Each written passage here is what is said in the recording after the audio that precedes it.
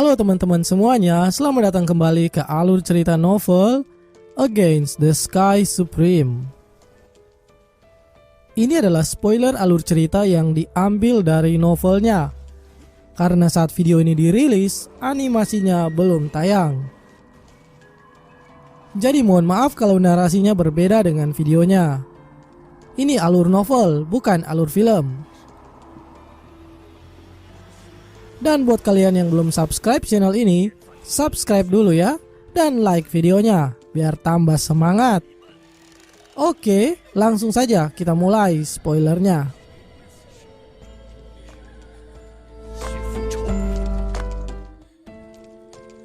Di part sebelumnya, 13 murid telah lolos untuk berkompetisi di babak selanjutnya, dan para kepala divisi mulai mengarahkan murid-muridnya ini.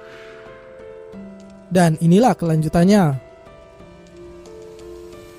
Kepala Divisi Angin dan Guntur menghimbau kepada muridnya Jun dan Yisan, jika bertemu dengan Tan Yun, Meng Yi, Xin Yi, Si Yuan, Buping dan King Suan, Bingbing dan Ting Feng, maka mereka harus menyerah saja. Karena menurutnya mereka adalah kuda hitam saat ini dan benar-benar kuat. Apalagi Tan Yun dan Si Yuan yang juga kejam terhadap musuh-musuhnya. Di tempat lain, Ketua Divisi Jiwa Binatang Si Changqing dan Mu Ronghong memanggil Chen Song. Mereka juga memberitahukan jika bertemu dengan Luren, Yisan, Xian, maka dia boleh bertarung. Selain itu, maka dia harus mundur. Begitu juga Kepala Divisi 5 Jiwa yang memperingatkan Xian untuk langsung menyerah saat bertemu Seng Tian, Xin Yi, dan Si Yuan. Karena mereka memiliki dendam pada Tan Yun dan mungkin saja akan membalasnya kepada Xian. Tapi Xian menolak karena menurutnya hanya Tan Yun dan Meng Yi yang bisa mengalahkannya. Lagi-lagi Wu Qingquan dibuat stres oleh Xian yang sangat sulit untuk diaturnya. Lalu kemudian berpindah pada divisi Pil, di mana Su Bing menanyai kesiapan Meng Yi dan berharap tidak terlalu memaksakan diri mengingat statusnya. Jadi dia tidak ingin meletakkan beban di pundak Meng Yi saat ini. Tapi Meng Yi selalu percaya diri dan tidak takut menghadapi siapapun kecuali Tan Yun. Tan Yun di sampingnya menyahut bahwa divisi Pil pasti akan menempati tempat pertama. Apakah dirinya atau Meng Yi pasti akan menjadi yang teratas. Dan keesokan harinya, 13 murid telah berdiri di panggung naga. Xuan Song memberikan nomor undian dan keluarlah lawan masing-masing. Dari nomor 1 hingga nomor 7, yang mendapatkan angka 7 akan otomatis lolos. Karena hanya yang mendapat angka 1-6 yang akan mendapat lawan. Beberapa saat kemudian keluarlah hasil undian. Xiang Seng Tian melawan Jun Luren, Jun Buping melawan Bingbing, Gu Yisan melawan Xin Yi, Huang Fu Tingfeng melawan Chen Song, Tan Yun melawan Kang Si Yuan, Meng Yi melawan Xiao King Suan. Dan Xian mendapatkan angka 7 sehingga langsung lolos ke babak selanjutnya. Semua orang gempar melihat Tan Yun akan segera berhadapan dengan Kang Si Yuan, di mana kedua orang ini terkenal kejam dalam bertarung. Sementara Xian tersenyum centil karena langsung lolos. Di pertarungan pertama, Xiang Seng Tian dan Jun Luren, di mana Jun Luren segera menangkupkan tangan dan menyatakan mundur. Xiang Seng Tian langsung lolos ke babak selanjutnya. Begitu pertarungan kedua antara Jun Buping melawan Bingbing. Karena keduanya dari divisi yang sama, sehingga Bingbing mengalah pada Jun Buping, yang juga adalah tunangannya. Dan juga pertarungan ketiga, Gu Yisan melawan Xin Yi. Dia mengikuti arahan gurunya dan langsung menyerah kepada Xin Yi. Di pertarungan keempat juga Huang Fu Tingfeng dan Chen Song. Chen Song segera mundur dan memberikan tiket kepada Huang Fu Tingfeng untuk maju ke babak berikutnya. Hingga tibalah di pertarungan kelima, Kang Siyuan segera masuk ke panggung naga, diikuti oleh Tan Yun. Suasana menjadi hening karena inilah yang ditunggu-tunggu orang, di mana salah satu di antara mereka harus ada yang mati. Keduanya saling memprovokasi dan setelah itu ribuan pisau terbang berputar dan Siyuan segera meningkatkan auranya hingga kekuatannya meningkat ke alam pemurnian jiwa tingkat kedua. Tan Yun lalu mengaktifkan formasinya dan kekecewaan meliputi semua penonton karena formasi pedang Dewa Hongmeng Tan Yun ini akan memblokir pandangan di dalam formasi. Jadi mereka hanya bisa menebak-nebak siapa yang akan tetap berdiri di panggung pada akhirnya. Siyuan yang mencemooh Tan Yun karena membunuh cucu gurunya Ling Hu Changkong. Dan Siyuan bercerita tentang sebuah kisah pada Tan Yun untuk mengintimidasi Tan Yun. Siyuan menceritakan tentang orang yang pernah melawannya dulu. Dia membuat orang itu habis daging-dagingnya dengan ribuan pisaunya ini, hingga yang tersisa hanya tulang dalam badai pisaunya. Tapi dia tidak puas karena hanya bertahan beberapa lama sebelum lawannya itu mati. Jadi kini dia berharap Tan Yun mungkin bisa sedikit lebih lama sebelum akhirnya Tan Yun mati.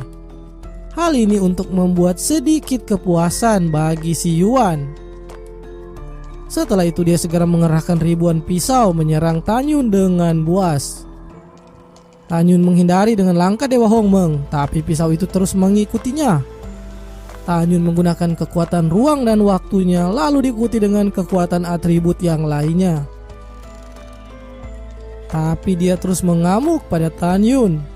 Serangan-serangan Tan Yun mulai melukainya, tapi dia tetap pantang menyerah. Siyuan menyerang dengan tengkorak raksasa yang melesat ke arah Tan Yun. Karena dia tahu, sekali Tan Yun terkena serangannya ini, maka Tan Yun pasti akan mati. Sehingga dia tidak terlalu merisaukan soal serangan Tan Yun yang lainnya, yang hanya sedikit demi sedikit melukainya. Di tengah keterkejutan Siyuan yang bingung kenapa Tan Yun mengendalikan berbagai atribut yang berbeda-beda, mulai dari lubang kematian hingga pusaran air diciptakan Tan Yun untuk menyerang Siyuan. Hingga pada akhirnya dia tidak bisa menghindar lagi dan tubuhnya terkikis dan teriris-iris hingga sebagian tulangnya nampak. Setelah itu tubuh Siyuan jatuh tak berdaya dan sekarat. Pertarungan ini terlalu singkat dan musuh-musuhnya pasti akan terkejut dengan kemampuan Tan Yun ini. Tapi Tan Yun sudah tidak berniat untuk menyembunyikan kekuatannya lagi. Jadi dia segera mengangkat formasi pedang Dewa Hongmengnya dan membiarkan semua orang melihat seberapa cepat dia menghancurkan Kang Siyuan. Semua orang terkejut kenapa formasi mulai menghilang. Mereka akhirnya tercengang melihat pemandangan di atas panggung naga, di mana Tan Yun tetap berdiri sementara Kang Siyuan tercabik-cabik tergeletak sekarat. Hati Swansong semakin teguh untuk menjadikan Tan Yun menantunya. Melihat kekuatan Tan Yun, dia semakin terpesona. Sementara Subing melebarkan mulutnya dan tersenyum bahagia karena memiliki Tan Yun di divisi pilnya. Tapi tidak dengan kepala divisi jiwa suci yang matanya membelalak terkejut. Namun di hatinya dia menangis. Dia meraung kepada Tan Yun karena tidak bisa memaafkan musuh-musuhnya dan Tan Yun terus membunuh semua orang yang melawannya. Dia menganggap Tan Yun juga seperti iblis pembunuh yang tidak ada bedanya dengan Siyuan. Jadi dia memohon Tan Yun untuk membiarkan Siyuan tetap hidup kali ini saja. Tan Yun hanya menatapnya sambil tersenyum sinis. Setelah itu dia berkata pada Ling Hu Changhe untuk menyuruh murid-muridnya diam. Tapi Tan Yun menyebut langsung namanya tanpa ada panggilan kehormatan pada ketua divisi ini. Alhasil Ling Hu Changhe melotot marah, tapi dia diminta diam oleh Swansong. Lalu Swansong yang memperhatikan semua orang yang memburu Tan Yun. Lalu dia meminta Tan Yun untuk berbicara karena selama ini dia bingung apa yang membuat sepertinya semua orang ingin membunuh Tan Yun. Lalu Tan Yun mulai menjelaskan kejadian-kejadian di gerbang luar. Ada orang-orang yang ingin membunuhnya dan Tan Yun membalas mereka. Tapi ternyata mereka memiliki orang-orang di gerbang dalam yang juga adalah para petingginya. Sehingga sekarang para petinggi ini mengirim murid-murid mereka untuk melenyapkan Tan Yun. Di antaranya ada Qiu Yongming, Ling Huchangke, dan Mu Rongkun. Xuanzong akhirnya mengerti sumber kebencian orang-orang ini pada Tan Yun. Saat ini, Qiu Yongming, Ling Huchanghe, dan Mu Rongkun berkeringat dingin mendengar Tan Yun membeberkan semuanya. Dan Tan Yun menuduh mereka bahwa mereka dengan sengaja ingin membunuh Tan Yun hanya karena masalah pribadi, dan itu tentu saja melanggar aturan sekte. Karena mereka telah menggunakan murid-muridnya untuk membunuh murid yang lain. Xuanzong berkata jika Tan Yun ternyata memfitnah divisi penegakan hukum, maka itu adalah kejahatan besar. Kecuali Tan Yun memang memiliki bukti yang meyakinkan. Tan Yun lalu menunjuk ke arah para murid-murid penegakan hukum. Tubuh Qiu Yongming bergetar sedikit. Xuanzong segera berdiri dan menatap para murid penegakan hukum. Ketika Xuanzong bertanya apakah benar Qiu Yongming lah yang telah menyuruh mereka untuk membunuh Tan Yun. Para murid penegakan hukum berdebar ketakutan. Setelah itu Xuanzong kembali mengancam akan mengeksekusi mereka semua jika kedapatan mereka melindungi atasannya. Seketika para murid penegakan hukum bersujud dan membenarkan perkataan Tan Yun bahwa mereka memang diperintah untuk membunuh Tan Yun. Di atas panggung, Qiu Yongming yang mendengar pengakuan murid-muridnya itu, dia juga segera bersujud memohon ampun karena itu dilakukannya hanya karena emosi sesaat. Xuanzong dengan amarah memarahi Qiu Yongming yang bertindak korup di dalam sektenya, apalagi itu di bidang penegakan hukum. Belum selesai dia memarahi Qiu Yongming, tangannya mendarat di kepala Qiu Yongming. Suara tumpul terdengar diiringi suara retakan tengkorak kepala Qiu Yongming. Dia mati seketika. Lalu Xuanzong menendang mayatnya ke arah murid penegakan hukum dan menyuruh mereka mengangkat mayatnya. Di atas balkon saat ini para pemimpin dan penatua menjadi ketakutan pada Xuanzong, terutama Mu Ronghong dan Ling Huchanghe. Lalu kepala Xuanzong dibelokkan menghadap ke Mu Ronghong dan Ling Huchanghe. Dia bertanya dan meminta mereka menjawab dengan jujur. Hanya di satu kesempatan ini, jika mereka juga mengirim muridnya untuk membunuh Tan Yun, dan jika mereka mengaku, maka Xuanzong akan mengingat jasa-jasa mereka selama bertahun-tahun ini. Ling Huchanghe berlutut dan membenarkan perkataan Tan Yun. Begitu juga Mu Ronghong dengan gemetaran berlutut mengaku dan memohon ampunan pada Xuanzong. Mendengar itu Xuanzong menghela nafas dalam. Dia mengatakan bahwa ini juga salahnya karena kurang dalam pengawasan. Jadi dia mengampuni keduanya, tapi menurunkan jabatan mereka. Keduanya lalu sangat gembira dan tanpa sadar keringat dingin telah membasahi tubuh mereka. Lalu Xuanzong memandang Tan Yun dan meminta Tan Yun memaafkan kedua orang tadi. Tapi Tan Yun ingin Ling Huchanghe melihat dengan matanya sendiri kematian Si Yuan ini. Di saat yang sama, Kang Si Yuan menggeliat di tanah. Dia menatap gurunya dan meminta tolong. Melihat muridnya itu, Ling Huchanghe berlutut di depan Tan Yun dan dia memohon untuk Tan Yun memaafkan Si Yuan. Tapi niat membunuh Tan Yun tidak mengendor sedikit pun, karena menurut Tan Yun, jika tadi Si Yuan ternyata lebih kuat darinya, maka Tan Yunlah yang akan mati. Dan apakah Ling Huchanghe akan memaafkan Tan Yun? Tentu saja tidak.